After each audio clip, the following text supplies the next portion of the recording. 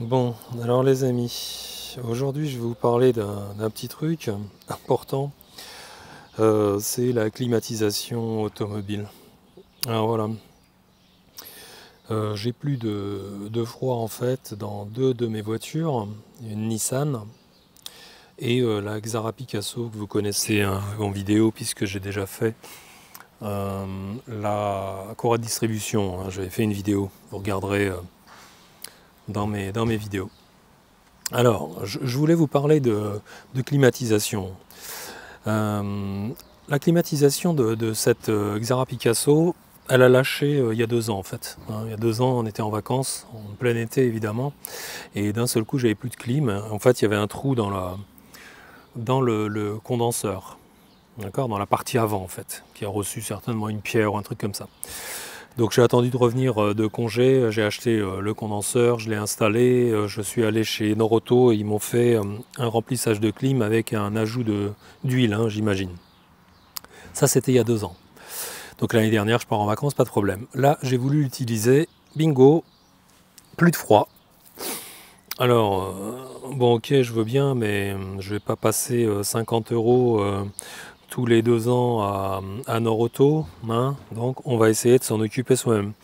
Alors j'ai regardé un petit peu des vidéos sur internet et puis j'ai vu des gugus qui achetaient des bouteilles, alors je vais vous les montrer, hein, j'en ai acheté là, et qui rechargeaient directos avec un flexible hein, et un manomètre. Alors je vous dis tout de suite, ça c'est pas possible, hein, c'est pas possible, ça fonctionne pas de cette manière-là, c'est un peu plus compliqué le froid, hein, il faut déjà vidanger ce qu'il y a à l'intérieur, hein, faire le vide en fait, et ensuite on recharge. Et donc pour faire le vide, ben, si on n'a pas une pompe à vide, on ne va pas le faire avec la bouche. Hein, c'est clair que ça ne peut pas fonctionner. Donc on fait le vide et on vérifie si effectivement il y a une fuite ou non. Alors avant de toucher à quoi que ce soit, même si ça n'a pas de conséquences, hein, le compresseur ne se met pas en route hein, si le dépressiomètre ne trouve pas la pression suffisante. D'accord? Soit en basse, soit en haute pression. Normalement c'est en basse pression. Alors déjà on s'achète des joints. Il faut des joints spéciaux pour climatisation. Alors je ne fais pas de référence ou de marque. J'ai regardé cela, il y en a 420 et tu as absolument tous les joints possibles. Donc là-dedans, j'y trouverai ce qu'il faut pour remplacer éventuellement les joints si c'est une fuite au niveau d'un des joints et j'imagine du condenseur que j'ai remplacé puisque les autres je ne les ai pas touchés. Donc a priori, quand on manipule pas, bah, ça bouge pas. Hein, ça c'est de la théorie. On verra. Alors ça c'est une première chose. Ensuite, euh, donc ça c'est une première chose. Ensuite, il y a évidemment la mise sous vide. Donc il faut une pompe à vide, tout simplement. Alors là où il y en a un modèle, peu importe le modèle, l'essentiel c'est que ce ne soit pas quelque chose qui foute en l'air le système. Hein. Donc là c'est 3 CFM, hein, c'est pas monstrueux comme aspiration, mais bon c'est standard. Il y a plus gros si vous voulez. Enfin, bon voilà, c'est une petite machine qui est sympathique. Je vais vous montrer ensuite eh bien, les manomètres, hein, parce que là c'est pareil. Euh, les manomètres à 3 voies, c'est-à-dire, je vais vous montrer, hein, c'est pas terrible. Mieux vaut prendre un manomètre comme celui-là. Il y a 4 voies là, hein, si vous regardez bien. Qu'est-ce que c'est 4 voies? Eh bien, il y a 4 entrées de tuyaux, tout simplement. Les manomètres que vous trouvez, les manifolds, ils appellent ça comme ça, hein, ils appellent ça comme ça. Il y a 3 entrées, c'est-à-dire qu'il y a 2 robinets, hein, haute pression, le rouge, basse pression, le bleu. Et il y a un petit tuyau ici pour faire entrer le gaz et aussi pour faire le vide. Ça fait les deux en même temps. D'accord? Et puis ici, évidemment, vous avez la valve Schrader pour faire le vide dans ce tuyau-là. Ok. Mais moi, je préfère un système comme celui-là à 4 voies parce que vous avez 4 robinets. Sur les modèles à 3 voies dont je viens de parler, il n'y a pas 3 robinets, il n'y en a que 2. Hein, le jaune, là, c'est un tuyau qui arrive là en direct, avec juste un Schrader. Celui-là, comment il fonctionne?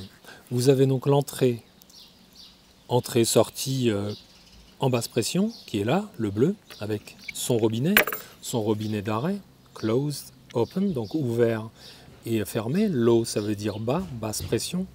Vous avez de l'autre côté la partie haute pression, high, donc pareil, ouvrir, fermer. Et l'entrée, elle est là, hein, des raccords, des tuyaux.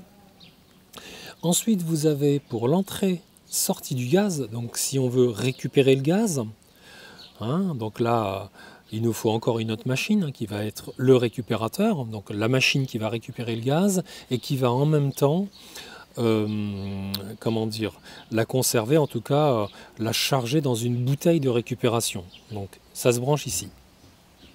Parce que la bouteille de récupération, ce qu'il faut savoir, c'est que le gaz, le R134A par exemple, eh bien on peut le réutiliser indéfiniment. Hein. Quand vous allez faire une recharge chez Noroto, il ne le vide pas dans l'atmosphère, le R134A, hein, on est d'accord, il le récupère dans une bouteille.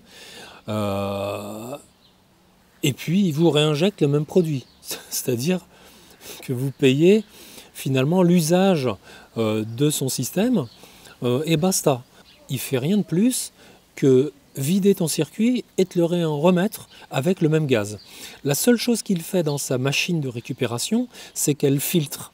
Évidemment qu'elle nettoie, j'allais dire, le gaz des résidus d'eau et des résidus d'huile. C'est tout ce qu'elle fait en fait, d'accord? Mais le gaz, c'est toujours le même hein, qui est recyclé. Donc voilà, hein, pour des explications rapides. Donc toi, tu payes finalement le recyclage, j'allais dire, ou l'extraction, le nettoyage finalement de ton gaz. On enlève l'eau, on enlève l'huile et on te réinjecte du gaz, merci, au revoir. C'est tout ce qu'on fait. Après avoir évidemment mis sous vide hein, le système, d'accord?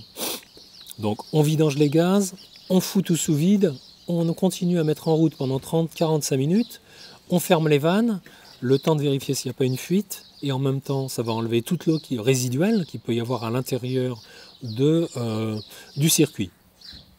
Une fois que c'est fait, on réinjecte du gaz propre, et on referme les vannes, et c'est terminé. D'accord? Donc ça va être le robinet, je vais continuer, qui va être relié en direct eh bien, à la pompe à vide. Okay, donc on a un système de pompe à vide qui va vider les tuyaux au départ et qui va vider évidemment le système bien dans le système de réfrigération de la climatisation de ta bagnole, comme de n'importe quelle climatisation, qu'on se le dise en passant. Donc pareil, ouvrir, fermer, et puis là tu as le dernier qui est ouvrir, fermer, je l'ai expliqué, hein, c'est pour l'entrée de gaz. Donc il te faut un système comme ça. Ça c'est prioritaire.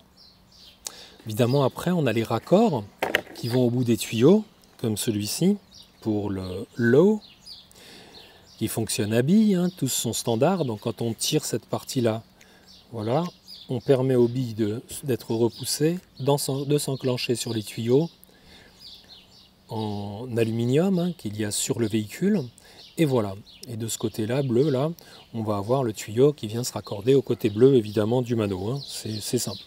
On ne peut pas se gourer, puisque high and low, ils n'ont pas le même diamètre d'entrée. D'accord? Plus large, plus petit. Donc tu ne peux pas te gourer quand tu vas raccorder. Et évidemment, tu as la bonne couleur qui va en regard de ton manomètre, etc. Hein. Donc pour ne pas se gourer, ils ont mis des codes couleurs. Le fonctionnement est le même, c'est des billes. Donc on recule ça et on vient se fixer. Donc ça c'est une chose.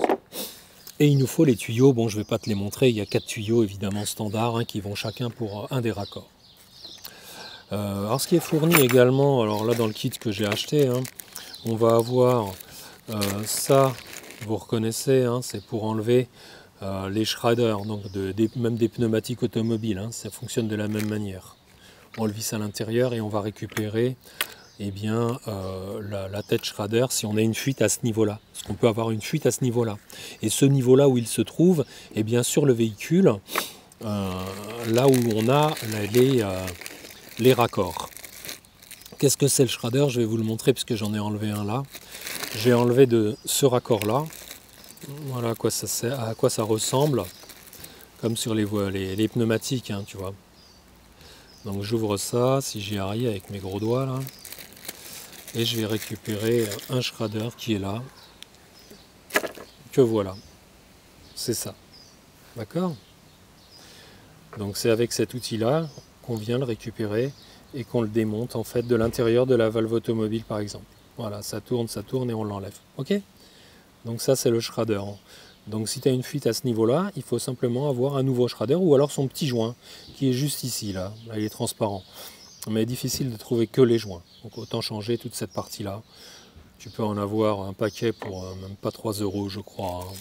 Voilà, d'accord? Et ce même shredder, tu vois, il est à l'intérieur ici. Là. Si je prends ça, la bonne taille, là c'est côté camion qu'ils ont fourni.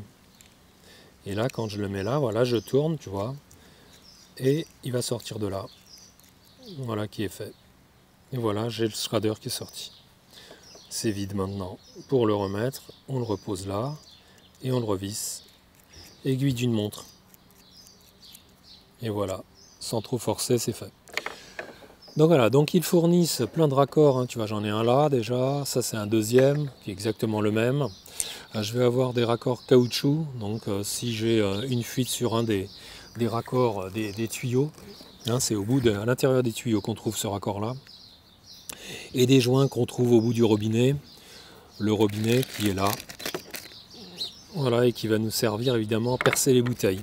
Alors à percer les bouteilles, si évidemment ça va avec les bouteilles qu'on a choisies, puisque quand on fait le choix d'acheter des bouteilles de gaz, eh bien soit on a le bon raccord, et ça tombe bien, soit on ne l'a pas, et à ce compte-là il va falloir acheter le raccord qui va percer les bouteilles. J'en arrive aux bouteilles, donc voilà ce que j'ai acheté. J'ai acheté cette marque. Easy Climat, je fais pas de pub non plus, j'en ai rien à foutre, j'ai rien à gagner avec eux, ni à perdre, enfin en tout cas j'espère, surtout ne rien perdre. Et donc j'ai acheté plusieurs bouteilles. J'ai acheté 2 bouteilles que je vous montre de réfrigérant, une troisième, voilà, et 2 autres bouteilles, pardon, différentes.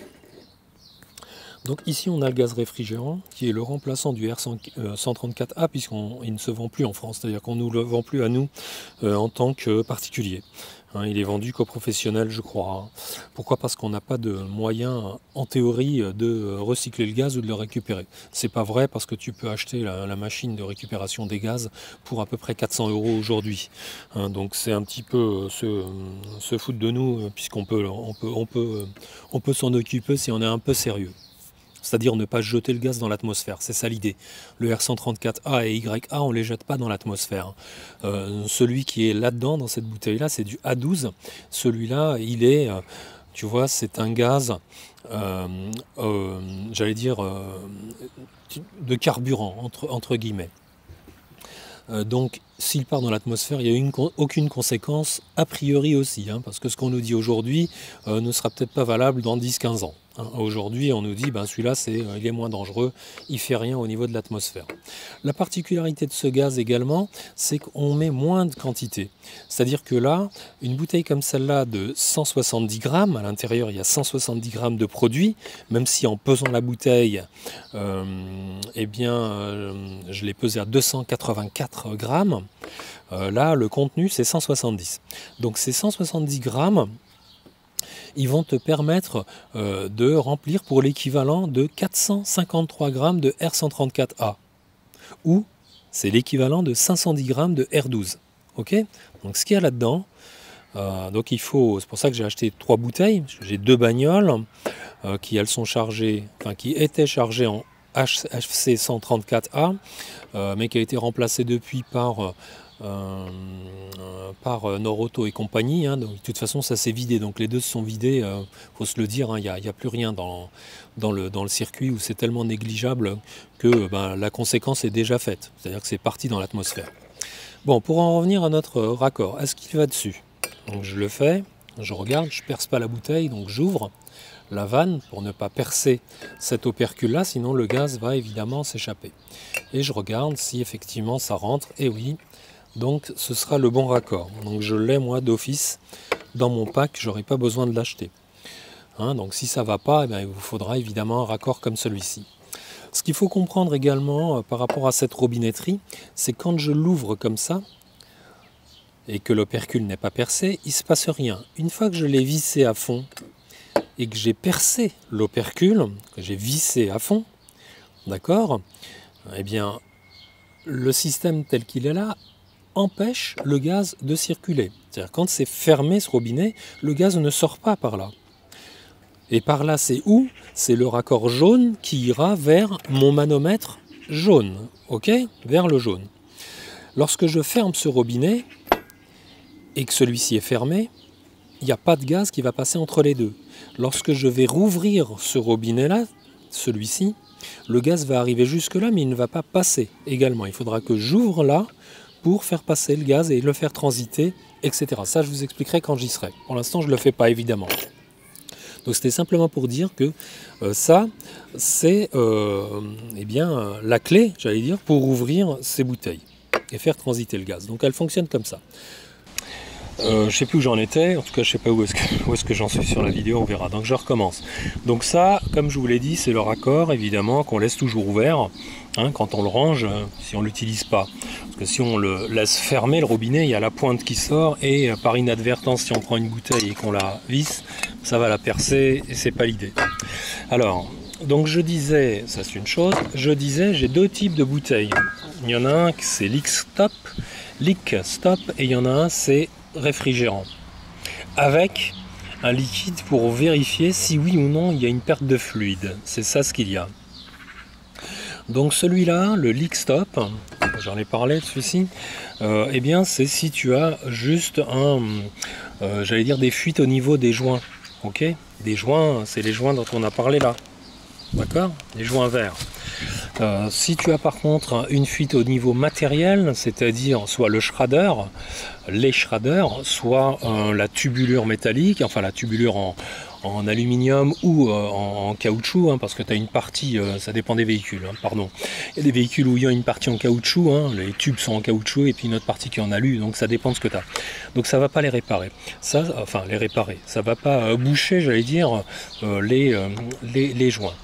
Je l'ai pris quand même, enfin je les ai pris quand même, mais je ne suis pas sûr hein, de les utiliser en fait. À la limite, mieux vaut changer les joints. Si c'est des joints comme ceux-là, pour lesquels il y a un problème, bah écoute, de toute façon il n'y a plus de gaz, hein, donc il suffit de dévisser les 2-3 boulons qu'il y a, de tirer un peu les tuyaux en aluminium, d'enlever les joints, de remplacer et de refermer, point. C'est pas très compliqué.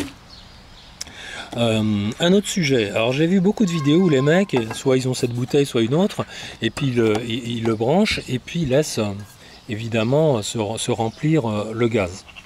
Ils utilisent pour ça une bouteille, un seul tuyau avec un manomètre. Regardez les vidéos, vous en verrez plein comme ça, et puis vous dites bon je recharge.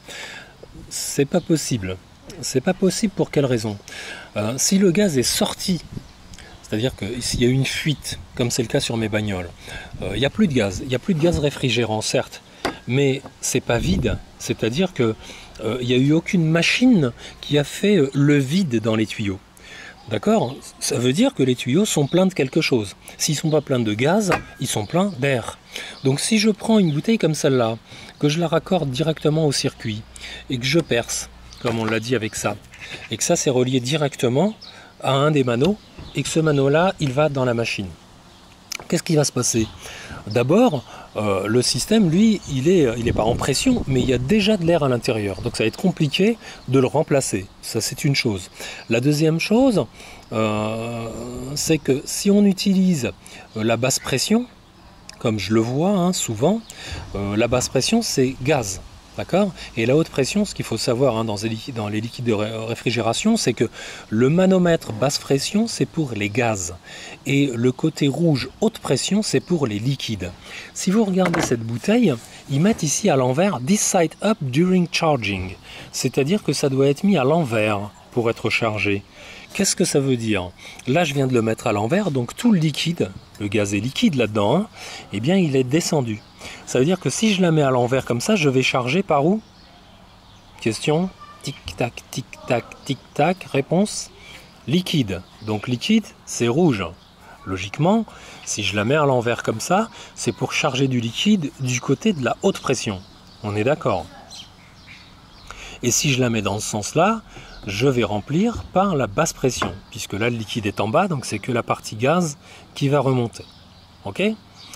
Alors, ce qu'il faut savoir également, c'est que pour pouvoir générer une pression dans ce type de liquide, eh bien, il faut que ce liquide soit chaud.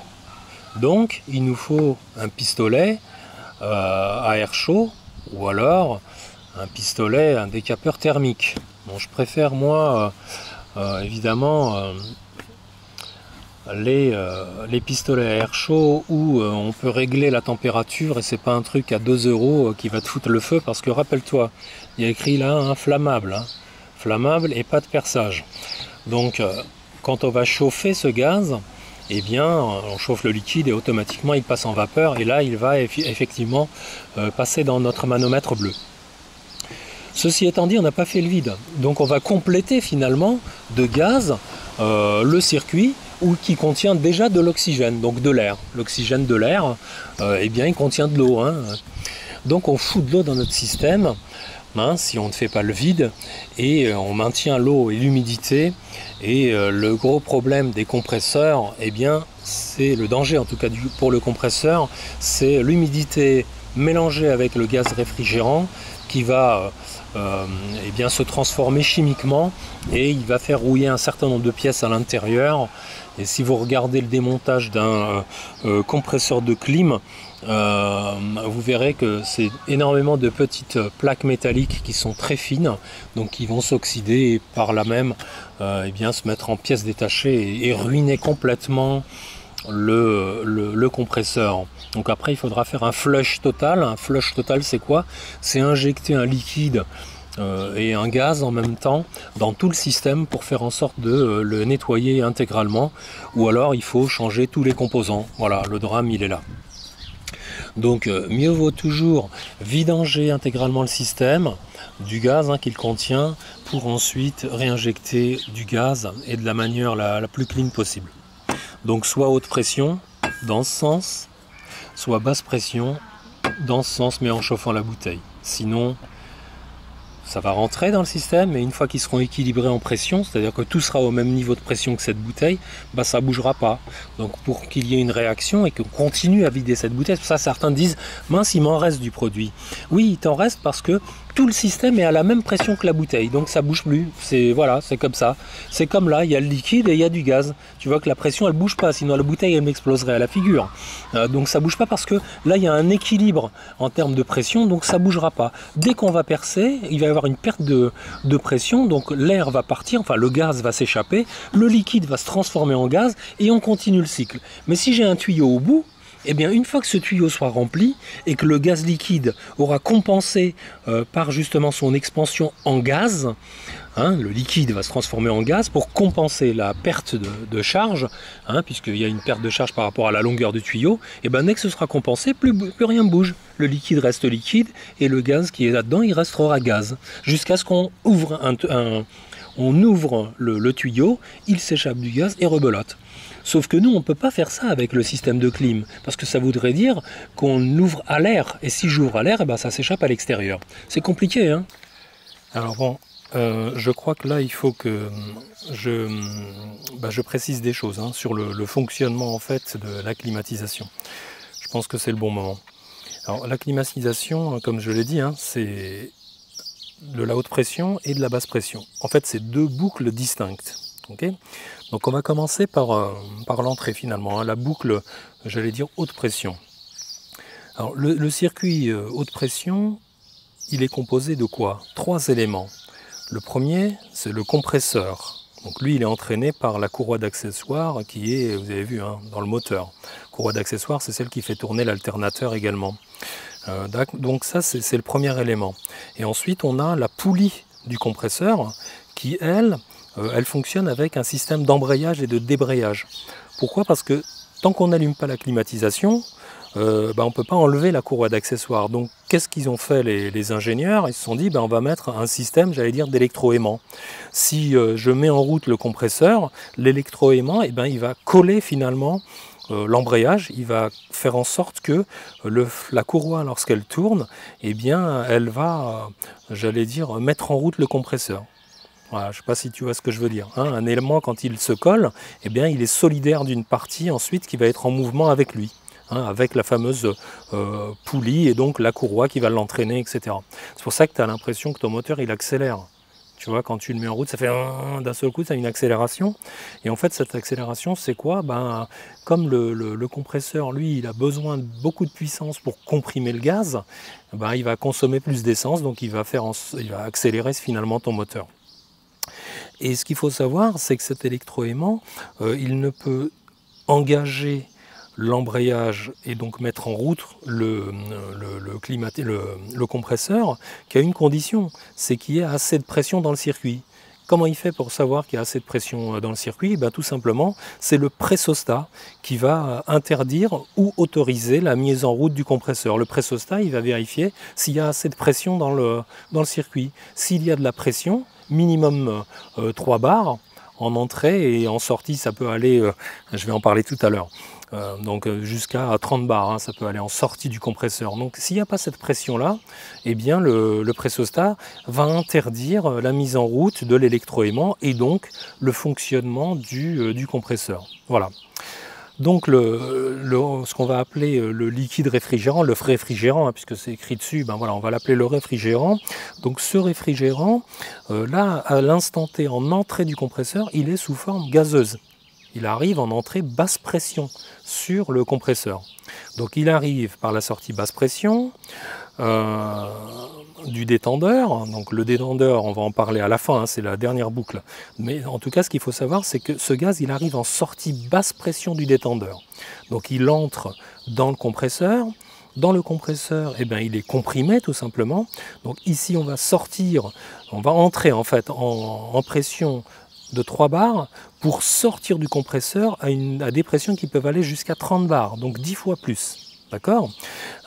Donc le fluide qui était, le fluide réfrigérant, hein, qui était à l'état gazeux, eh bien, il atteint une température de 80 degrés. Okay? Donc en sortie de compresseur, il arrive en état gazeux haute pression, c'est ça qu'il faut savoir. Il est toujours en état gazeux, sauf qu'il est à une température cette fois-ci de 80 degrés. Donc ce réfrigérant, le gaz, hein, qui est toujours à l'état gazeux, il va entrer dans le condenseur. Le condenseur, on l'a dit, hein, c'est le radiateur qui est à l'avant de la voiture. Donc lui, il va dissiper partiellement la chaleur. Donc c'est la circulation de l'air extérieur, hein, c'est le fait que tu es en train de rouler, il y a le vent de face à ta bagnole, donc c'est ça qui va dissiper la température, qui va faire baisser. Alors si tu es à l'arrêt par exemple dans tes embouteillages, eh ben, tu remarqueras que tes ventilos ils sont en train de tourner, parce qu'il lui faut une ventilation forcée, il faut qu'il y ait de l'air pour pouvoir faire baisser la température. On est quand même à 80 degrés hein, là-dedans, hein. Donc on va passer de 80 degrés à un peu plus de 50 degrés. Voilà, c'est ça qu'il faut savoir. Donc on est à peu près 50 degrés, et donc à cette température-là, le réfrigérant, il est passé à l'état liquide, liquide haute pression. En sortie du condenseur, on est passé en liquide, mais toujours sous haute pression.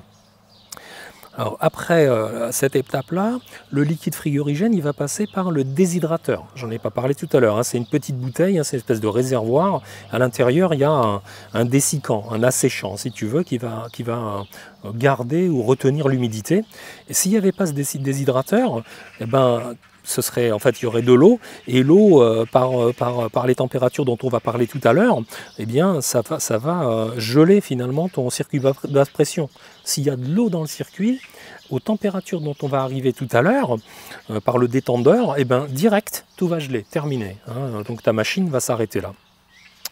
Donc, une fois que le liquide frigorigène est passé par le déshydrateur, donc il ressort de là sans eau, donc asséché, et maintenant on va rentrer dans la boucle basse pression. Donc la boucle basse pression, une fois sorti du déshydrateur, le liquide frigorigène, donc notre réfrigérant là, il va passer dans le détendeur à l'étage 1, c'est-à-dire que ce détendeur-là, il a 2 étages. Il a l'étage 1 qui est l'entrée haute pression, donc la température du liquide réfrigérant, du fluide, elle va passer de plus de 50 degrés, on l'a dit tout à l'heure, à 10 degrés. Donc d'un seul coup, elle perd 40 degrés. Et la pression, elle va elle aussi baisser d'un seul coup. Hein, on était sorti tout à l'heure de près de 30 bars. Là, on redescend d'un seul coup à 3 bars. quasi carrément. Donc pour abaisser cette pression-là, le liquide il va rentrer en grand volume, tu vois, à l'intérieur du détendeur, et à l'intérieur il y a une soupape, et cette soupape-là, elle va gérer la pression, elle va réguler finalement la pression, et en sortie d'étage 1 de la haute pression, le liquide frigorigène, donc le réfrigérant, il est toujours à l'état liquide, mais cette fois-ci en basse pression. Et là il sort, tu sais à combien? À moins 30 degrés. Donc s'il y avait eu de l'eau, moins 30 degrés, tu sais que l'eau elle gèle à 0, hein. Donc moins 30, terminé, hein. C'est plus que ton congélateur à la maison.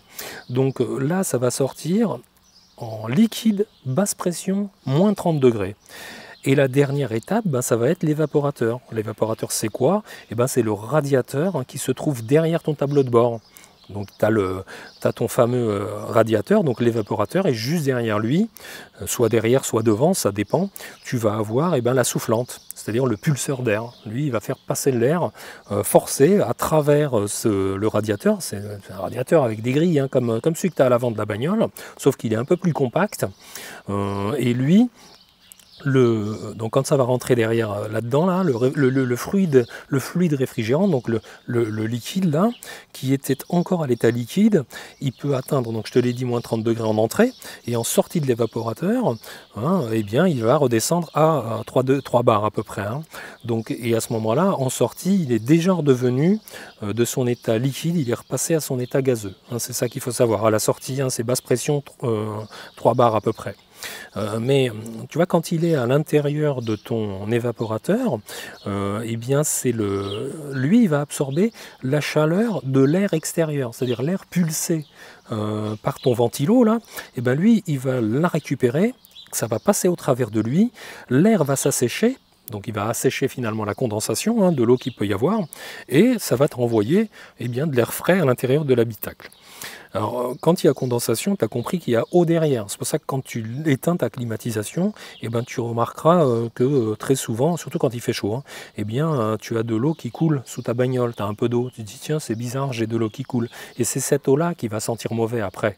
Tu vois, quand ça reste dans le circuit, elle n'est pas intégralement évacuée, c'est elle qui va avoir les fameuses mauvaises odeurs qu'on a quand on allume la clim.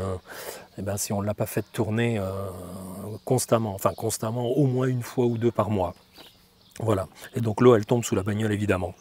Donc en sortie de l'évaporateur, hein, donc de ce radiateur interne au tableau de bord, le réfrigérant, il est redevenu à son état gazeux, basse pression, 3 bars. Et il va encore une fois repasser par le détendeur, et cette fois-ci à l'étage 2. Donc le deuxième étage du détendeur, c'est l'entrée basse pression qui va rééquilibrer ou équilibrer la pression, hein, à peu près 3 bars. Et une fois la sortie du détendeur à l'étage 2, donc en sortie basse pression, ce gaz réfrigérant, qui est du gaz, il va retourner dans le compresseur, comme on l'a dit au début, en entrée du compresseur. Et la boucle est bouclée, etc. etc. J'espère que ces explications-là sont claires. Hein. Donc c'est comme ça que ça fonctionne. C'est pour ça que je dis c'est simple et en même temps c'est compliqué. Voilà. Est-ce que j'ai tout dit par rapport à ça? Non, je n'ai pas parlé d'un sujet important, c'est l'huile. L'huile et les quantités de gaz à injecter. Ça aussi c'est un sujet de discussion. Alors on n'injecte pas au hasard, hein, la quantité de gaz, hein, comme certains disent, ouais tu fais jusqu'à ce que ça s'arrête. Ça marche pas comme ça. Il y a des abacs comme FR Oil Gas Finder. Donc là, tu choisis par exemple ton constructeur. Donc là en l'espèce, ça va être Citroën. Le modèle, moi c'est un Xara, donc je vais chercher Xara. Okay. Quelle motorisation? Donc là c'est un 1,6 litre HDI. Donc qui est là, et la production 99. Et là tu vas avoir la BAC, c'est-à-dire toutes les informations qui vont traiter des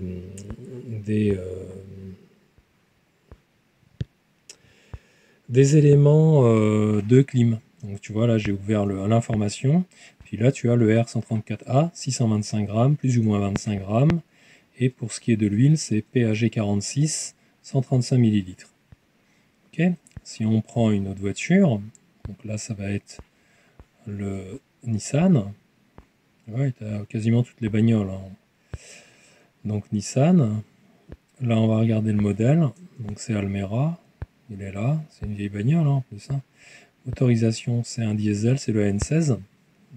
Moteur en fait. Elle date de 2000. Effectivement. Donc là, on va regarder les infos. Et là, tu as 134A, 500 grammes, plus ou moins 50. Et effectivement, du 200 millilitres. C'est ce que je vais te montrer sur la vidéo, puisque j'ai pris une photo, enfin j'ai filmé, dans la baie moteur où il y a la petite étiquette. C'est effectivement 500 plus ou moins 50, PAG 46 en 200 millilitres. Voilà. Ok. Ok. Donc comme ici, 170 grammes, ça correspond à 453, il faudra que je complète. C'est pour ça que j'ai 3 bouteilles.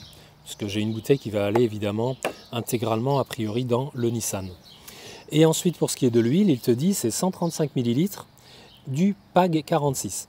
Alors attention au PAG 46 parce que le PAG 46 c'est une norme de viscosité. Okay, mais on ne peut pas mettre n'importe quelle huile. Tu vas trouver du PAG 46 pour de l'huile qui va sur par exemple les criques hydrauliques.